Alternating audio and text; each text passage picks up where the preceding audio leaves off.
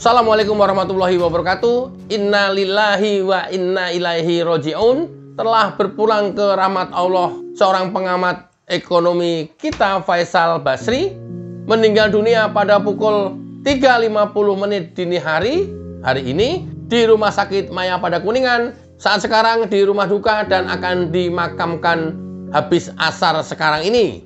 Saat video ini ditayangkan, sekarang sedang persiapan pemakaman di rumah duka Faisal Basri.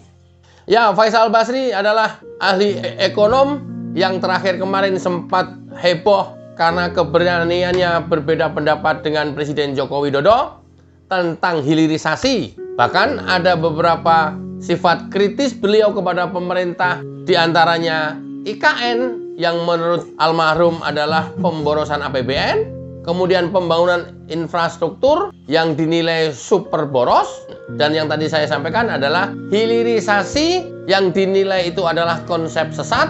Dan sempat heboh pula adalah almarhum sebelumnya mengkritisi soal kereta cepat Jakarta-Bandung yang menurut pendapat beliau sampai kiamat proyek ini tidak akan bisa lunas hutangnya. Dan yang terakhir sempat heboh pada saat Pilpres, program bansos seperti kasih makan bebek.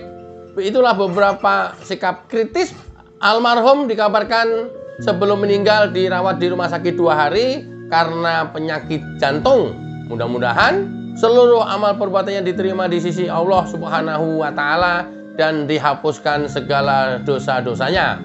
Kita mengenal lebih dekat siapa sosok Faisal Basri. Cekidot. Nama Faisal Basri sebelumnya sudah terkenal sebagai aktivis politikus sekaligus pengamat ekonomi. Meskipun sibuk dengan aktivitasnya, ia tetap menjadi tenaga pendidik di mata kuliah ekonomi politik. Faisal Basri lahir di Bandung pada tanggal 6 November 1959. Ia menghabiskan masa kecilnya di Bandung sampai usia 6 tahun. Sebelumnya, akhirnya pindah ke Jakarta di ibu kota.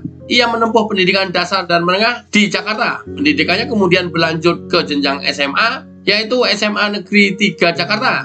Kemudian mengambil pendidikan S1 di Universitas Indonesia, Jakarta.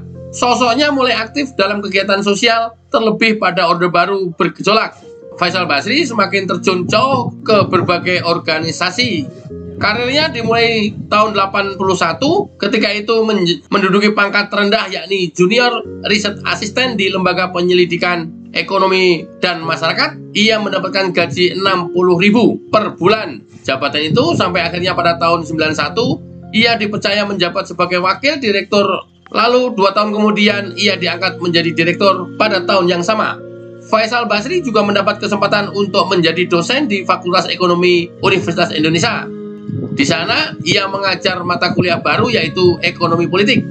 Faisal Basri tercatat pernah diminta menjadi ketua tim reformasi tata kelola migas pada tahun 2014 oleh Menteri ESDM Sudirman Said. Ia diberi tugas untuk mereformasi tata kelola minyak dan gas atau migas, salah satunya dengan memberantas mafia migas yang bersarang di sektor energi, serta menata ulang kelembagaan agar bisa bekerja secara optimal. Namun, sayangnya Faisal Basri tidak bertahan lama mengemban jabatan tersebut. Pasalnya, ia merasa terbatas dalam ruang geraknya. Hal itu membuat Faisal Basri memilih untuk keluar dari tim tersebut. Kendati demikian, ia tetap diminta membantu Menteri Kelautan dan Perikanan Susi Pujiastuti. Pada itu, ia ditugaskan untuk memberantas mafia ikan alias anti-illegal fishing. Sementara di dunia politik, Faisal Basri pernah mencalonkan diri sebagai Gubernur DKI lewat jalur independen. Tahun 2012, saat itu ia berpasangan dengan Bim Benyamin, putra dari tokoh legendaris Betawi Benyamin Sueb. Dalam pilgub itu, Faisal Basri bersaing melawan pasangan Jokowi dan Basuki Cahayapurnama atau Ahok. Namun sayang ia kalah dari pasangan Jokowi-Ahok. Meskipun belum beruntun, Faisal Basri tidak berdiam diri. Ia tetap aktif mengkritisi kebijakan pemerintah yang dinilai tidak pro rakyat serta berbau korupsi. Bahkan pada saat ia masuk ke dalam lingkaran penguasa, Faisal tetap berusaha kritis. Tim Agri Fanani turut berduka sedalam-dalamnya. Mudah-mudahan almarhum husnul khotimah. Wassalamualaikum warahmatullahi wabarakatuh. Sayo.